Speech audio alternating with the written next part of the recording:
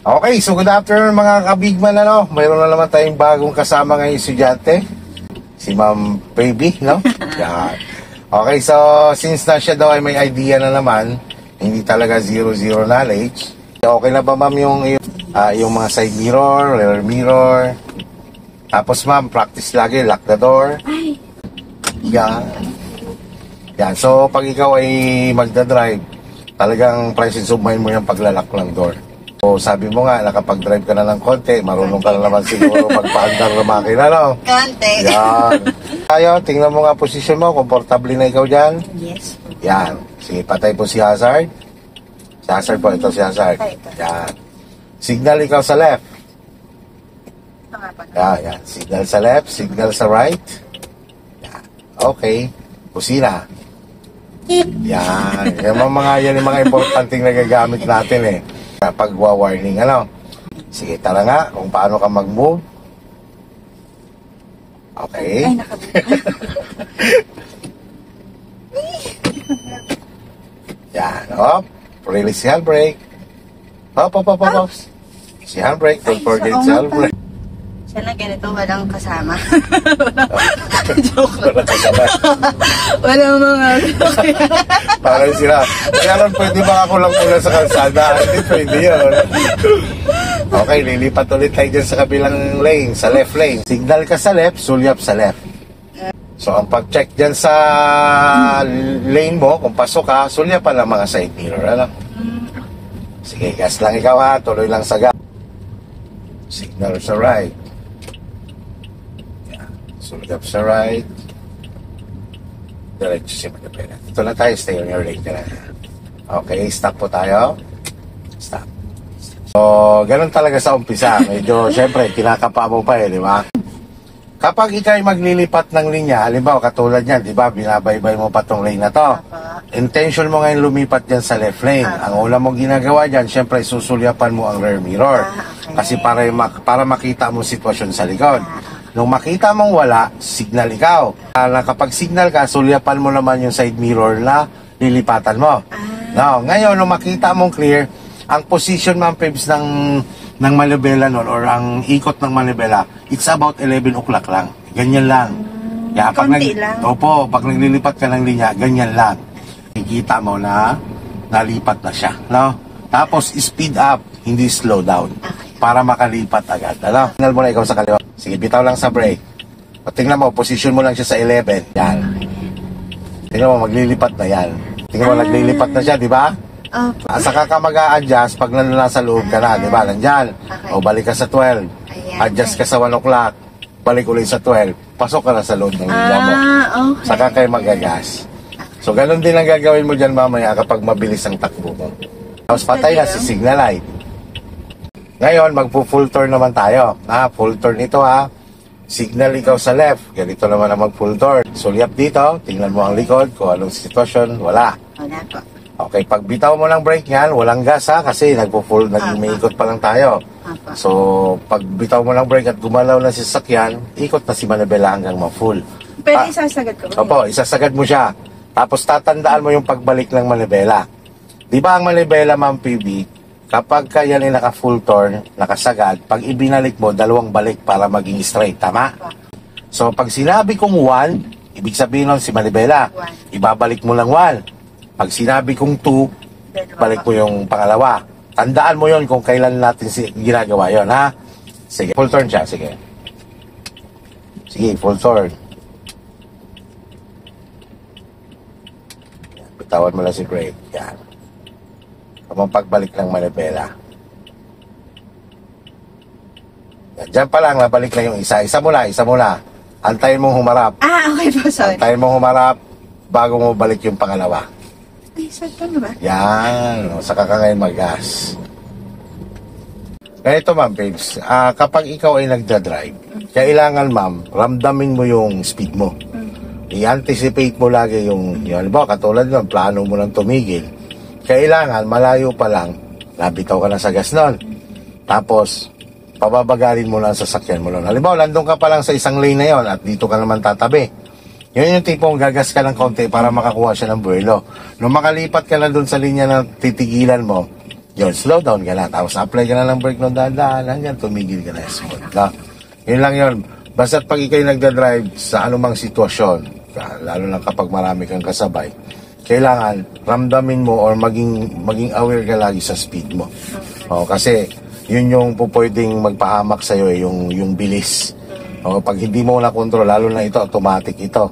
Ito ay pag nanggigil ka sa accelerator nito, pag nalito ka, pwede ka ma-involve dyan sa aksidente. No? So kaya dito pa lang sa driving school, habang kasama mo pang Kuya Ron mo, tandaan mo lahat ng mga reminders ko kasi yun more on defensive driving ang ating kinukuha dyan. Ano? Tapos ganito ma'am, no? Tingnan mo ma'am Pabes. Napansin mo, naka-downhill yung ating position. Halimbawa, ganito yung parking mo, aalis ka na. Napansin mo kanina, nung nasa patag tayo, diniretso agad natin siya sa drive. Apo. Di ba? Okay lang yun kasi patag. Pero kapag, halimbawa, ganito yung sitwasyon ng iyong position, ang gagawin mo dyan, pag nag-move ka na, hold mo si brake. Sige, hold mo si brake ka na.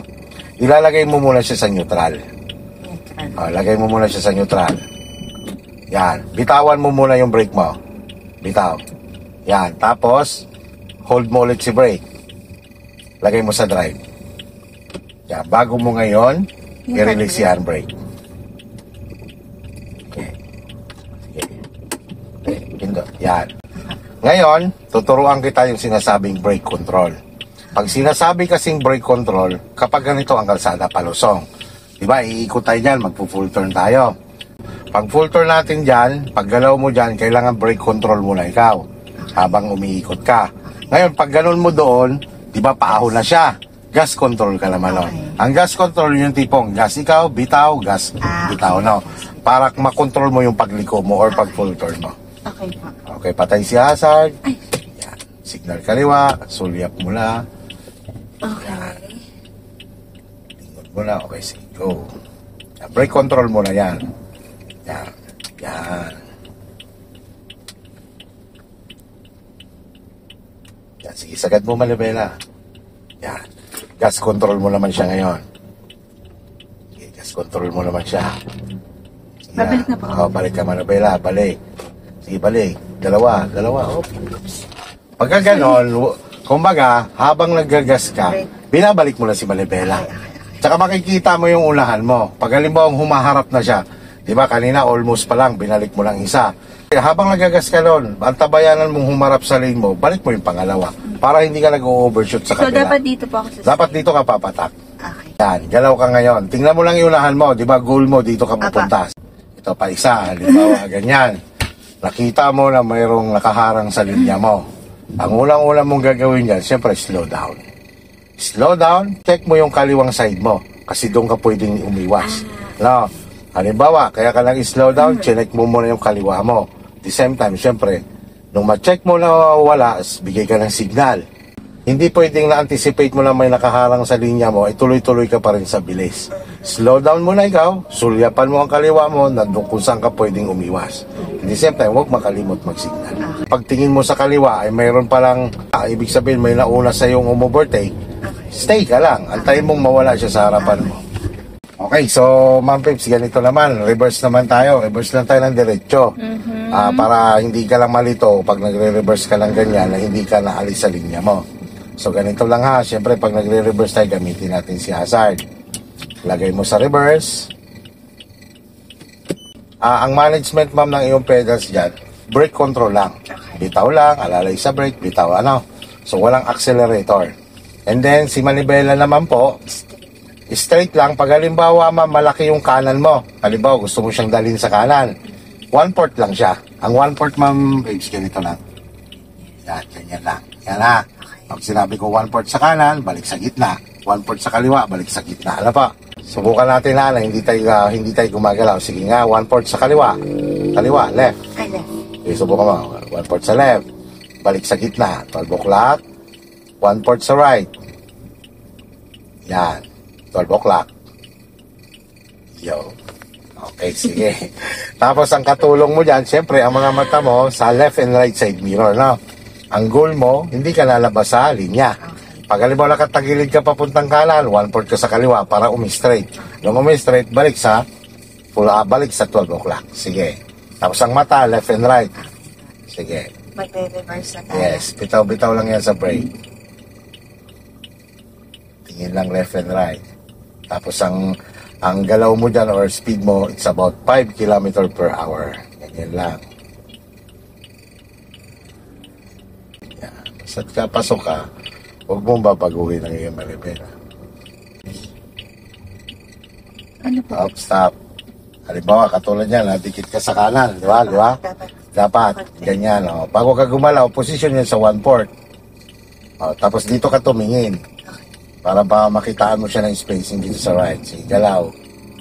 Yan, pagtingin mo diretso na ulit, balik mo sa diretso manibela mo. Yan. Sige, 1/4 sa kaliwa. O, kailangan lumayo muna to. Yan. O, huwag mo muna ibalik. Kasi pag binalik mo kagad yan, hindi po siya masyadong lumayo eh. Palayuin mo muna to. O, balik mo sa gitna.